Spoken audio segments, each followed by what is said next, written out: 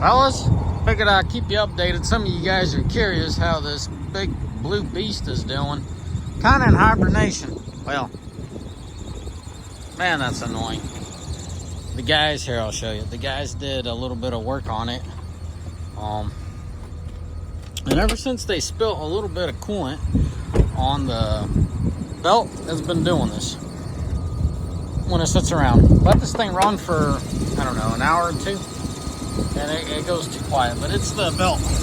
I've put a little bit of water on it and it quiets it out. So whenever I get in here, probably this spring for an oil change, I'll change out the belt.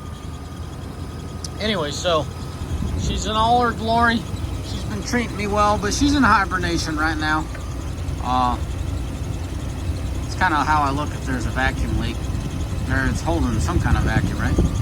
See how the RPM changes? And it starts squeaking. Anyways, truck's been treating me well. I use it a lot in the summer and the fall. I like to overland with it, go camping, that nature. And once in a while, when someone needs a rig in the winter, I kind of let them drive it. My regulars know I got a TRX, and I've been kind of cheating with the TRX on this thing when it comes to off-road. That thing is just so awesome as far as how it does off-road. So, you know, this truck's in wonderful shape. I'm the second owner on it, and Grandpa took really good care of it. He's kind of upset to let it go, but he was 70, and he's had it with it. He's done using it, so I never told him what I was going to use it for, but I bet he'd have a heart attack. But I'm keeping her in good mechanical shape, keeping her as clean as I can. You notice some scratches outside from a few branches, but overall, guys, I really like this truck. It's a 02 8.1, as you can tell under the hood. I put some time and money into it. Rebuilt the whole front end. I gotta share this. You know, a good fuel mileage and 8.1 don't belong in the same sentence, but let me share it with you. So last time I towed my camper, I was frustrated with the fuel mileage because it was so bad. And I told myself, if I can't maintain 12s, I am going to get rid of this thing. I mean, it has gotten to be bad. For whatever reason, this truck started getting a little bit worse fuel mileage, and I started chasing fuel mileage. My goal was 12.5, right? I would be happy. It struggled to maintain 10s. And I'm talking just like driving around town, a little bit of highway. I went out and changed the O2 sensors. I changed the thermostat and the MAF sensor. And let me tell you, she's been getting solid fuel mileage. I can hang around the 12s. But I was being lazy about, I don't know, a month and a half ago, maybe 2. I can't do quick math. Yeah, a couple months ago, middle of November, I took my quads and went up to Fernand Saddle. Anyways, about an hour from here, overlanded and quadded with the kiddos. I was lazy to put in regular in the vehicle and then premium in the quads. So I just, hit the premium button, topped off the fuel tank at that point. I think I put like 15 gallons of premium fuel and, fueled up the quads on the trailer that was hooked up to this. And to my math, I averaged about 13.5, right? Because I'm on my next fuel tank. Kind of too good to be true. But I will do, as soon as spring comes around, start hauling my camper. I can tell you, just off the thermostat, the O2s and the MAF, I'm getting significantly better fuel mileage. Now, the MAF sensor, I think I said that I changed it in this video. I didn't. I cleaned it. That MAF sensor was replaced 6 months ago, but just did my due diligence, cleaned it up, right? So with that being said, somehow I got really decent, like really solid fuel mileage, 13.5 with, a trailer on the back. Yeah, like 3 ATVs, what is that, 1,500 pounds? My 1,000cc alone, I think those are about 700 pounds, and then the little 250 Hondas are probably that, 250 and 300 pounds, if I had to ballpark. Nevertheless, and the trailer, I mean, we're touching 4,500 pounds behind this thing, and it did phenomenally, 4.5 with the trailer. So yeah, I know you some crazy news, but to me, the fuel mileage just really stood out to me. For the guys, questioning what does it take to keep these running, I don't know, guys. What I mean by I don't know, it all depends what condition your vehicle's in, but these GMT 800s are phenomenal setups. Most importantly for me are two things. This is a good old school vortec, no crazy technology, no cam phasers, no cylinder deactivation. And the second thing is, I like the steel bumpers. This is the last of the real truck, because the next generation had plastic bumpers. Obviously you could replace them and do modifications, but this is a good old truck. That's just that. If I could have it in a perfect world, I'd probably buy an 04 through 06 with an 8.1. Absolutely love this Yukon and what it does for me and my family. I got 4 kiddos, a couple dogs, and a wife. So this thing stays pretty full, and hooking up the camper and being able to travel is where it's at, and that's why I own this vehicle. Yes, I have an Escalade, but you're not going to do that with an Escalade. The thing just is not geared right, and yes, it has the power, yes, it can do it, but just, around the campsites, the kids are always, being buck wild, being kids. What are you going to howl at them every time they come flying through with a scooter or bike? I had a niece wreck into this thing with a scooter, put a dent and a scratch into it. It's just the purpose, right? This vehicle serves its purpose, where on a black Escalade, it's kind of, oh man, that sucks, I need to adjust that. She ain't pretty no more. You know what I mean, the Escalade. So this thing is definitely serves its purpose. Now, going back to the thing of how expensive it is to maintain one of these, obviously I got it from the first owner that really cared about it. A lot of these things are handed down and trashed by kids and family and stuff like that, interior wise and maintenance wise, which reflects the exterior, right? This thing was in tip-top shape. It was in really good shape, so I didn't have to deal with that, but it still had near 200,000 when I got it. So with that being said, I went ahead and did my part, because last summer I took it out to Moab, last spring, took it out to Moab. So I redid the front end. Parts were really cheap, OEM parts, factory replacement. I went a little bit beefier, quote unquote. Detroit claims their stuff's more beefier. I did axles, ball joints, bushings, like the whole 9 yards, and I was under $1,000. That's how cheap the parts are on these things. Of course, I got the hookups because I run a diesel shop, but still, parts is really cheap as long as you could wrench yourself. If you aren't wrenching yourself, it could get expensive pretty quick. If my memory serves me right, I got this thing just under 200,000. So what is it? 212 now. Zero complaints at all. Did not do anything with the engine. Did not do anything with the transmission as far as overhauling. I serviced the transmission. I changed a couple of oil lines because they're getting all weird on me. They're popping off. Anyways, regular maintenance, right? Even though the good care that the older gentleman did for this vehicle, I still had to go out and inspect everything.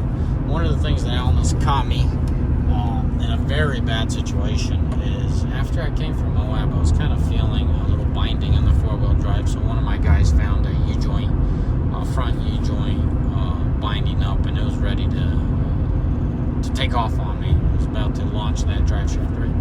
So we dropped front and rear drive shafts.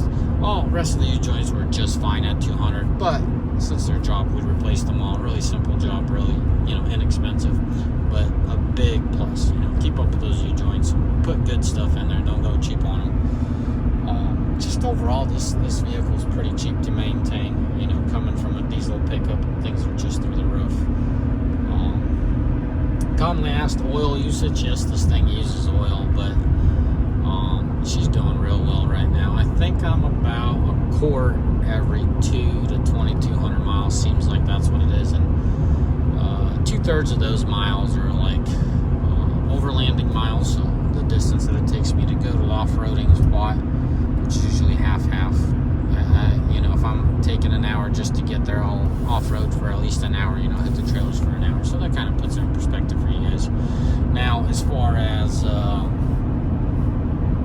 what else was it? Oh, oil usage. And then that's 2/3 of its mileage, right? And then a third of its mileage, it's hooked up to a trailer. So, guys, I got no complaints. It's an older engine, and obviously not everything's perfect on it. I don't have no bellowing blue smoke or anything like that. But these 8.1s are known to have issues with their oil usage. I retinted this thing. I just did 20% all the way around. This was a big plus, guys. Call me what you want to call me, but this definitely saves the bacon as far as comfort goes in what you can and can't do. And, well, not can and can't do, which is when you feel like taking the vehicle or not. And what I mean by that, you know, just by putting this device in there, there's Bluetooth connectivity, there's GPS. You know, I took it out to Moab, and right before going to Moab is when I installed it. It's a cheap unit. I think it's about a couple $100. And then we did fresh speakers, you know, 4 fresh speakers. And I mean, I couldn't ask for a better system in this thing. I ain't crazy. You know, I wasn't going about crazy sound, but it definitely surpassed my expectations. That's why I'm happy with it, you know. I've heard these things got weak transfer cases, knock on wood and everything, you know. Transfer case fluid looked really good when we were draining it, so I got no complaints. Front differential, I had an issue with the breather tube, at least so that it seems like it. The oil is very milky, so I feel like I might have to rebuild the front differential. It's starting to make a little noise. Maybe it's normal for it. Let me know in the comment section. But yeah, just rebuilt the front end suspension just for peace of mind and feeling comfortable with it. Redid the U-joints, did the fluids, and I absolutely have no issue taking this thing cross country. I mean, you could tell I'm doing 63. You know, it's not throwing me all over the place. It's not asking for much. You know, my gearbox was readjusted. It got tightened up a little bit. So now imagine trying to catch this vehicle down the road. Imagine this thing's making all kinds of noise. Yeah, it gets annoying. You know, you're gonna hate life. But putting a little bit of money goes a long way when you're putting it in the right vehicle. You know, if this thing was a pile of junk, and let's put it this way, I bought this thing for $6,000, if my memory serves me right, from the older gentleman.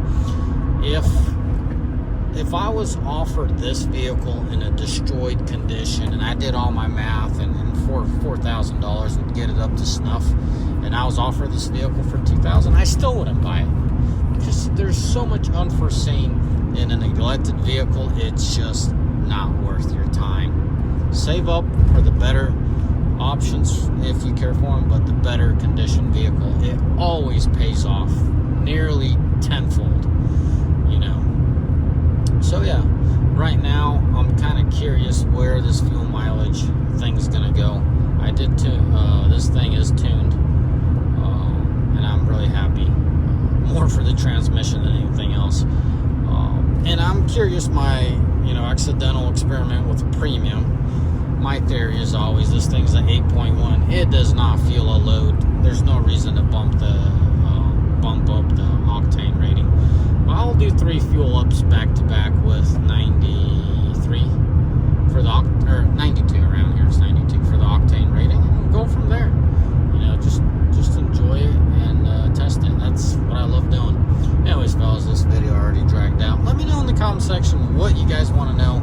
This is a diesel channel, but I mean, an 8.1 big block comes in, that's as close as they get to a substitute for diesel. And in today's day and age, guys, it is so bad with an after treatment in the diesels. I owe you guys a few videos on it. I hate after treatments, and I hate them with a passion. I don't do videos about them, but that doesn't help anyone or anything. So I promise you guys, I'll get you up to speed on after treatments and what to expect from my experience, because I have a fleet of these, not these, pickup trucks with diesels, but this is as good as it gets for a replacement for a diesel. So I absolutely love it. There is one downside to this 8.1. It is really heavy, so going, overlanding in snow where the snow's deep, you're sinking. Going in mud, you're sinking. You got to put some beefy tires on this thing so your flotation's half decent. My previous Yukon was a 5.3, much better unit for just overlanding, but hey, I can't tow nothing. Coming from a diesel, That thing can't tow to save its life.